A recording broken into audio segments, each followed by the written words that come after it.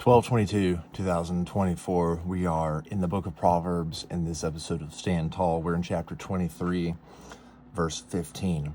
My son, if your heart be wise, my own heart also will rejoice, and my inmost being will exult when your lips speak what is right.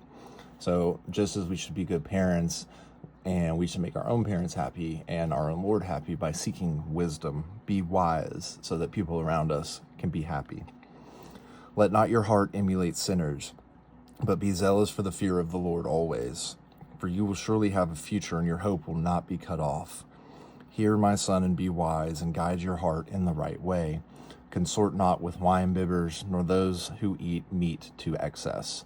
For the drunkard and the glutton come to poverty, and for clothes a man in rags.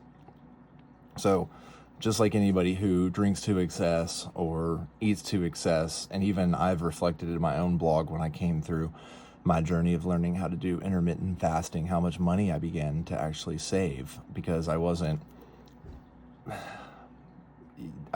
being, tricked by the system anymore. If you need this many meals a day, yada, yada, yada, it's like, just don't eat to excess and you're going to save a lot of money. You won't come to poverty, and especially if you're not drinking all the time, you're not going to be hungover and you're not going to be making poor choices. Listen to your father who begot you, and despise not your mother when she is old. Get the truth and sell it not, wisdom, instruction, and understanding. The father of a just man will exult with glee. He who begets a wise son will have joy in him.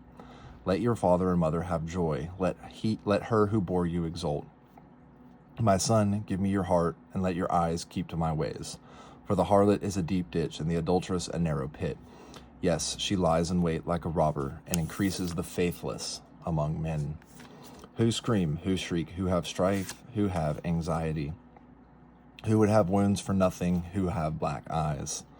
Those who linger long over wine, those who engage in trials of blended wine. Look not on the wine when it is red, when it sparkles in the glass. It goes down smoothly, but in the end it bites like a serpent, or like a poisonous adder. Your eyes behold strange sights, and your heart utters disordered thoughts. You are like one now lying in the depths of the sea, now sprawled at the top of the mast. They struck me, but it pained me not. They beat me, but I felt it not. When shall I awake to seek wine once again?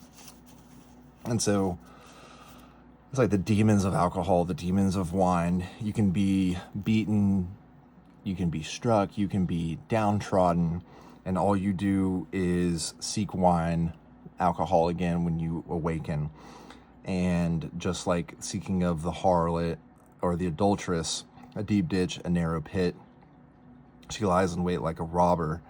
And this just goes to show that, like, if you seek the person who is going to increase the faithless, they're going to rob you of something, and that is going to be not necessarily your soul, but something like your dignity. And so watch out for drinking in excess and not being and spending the patience to find a good spouse or partner.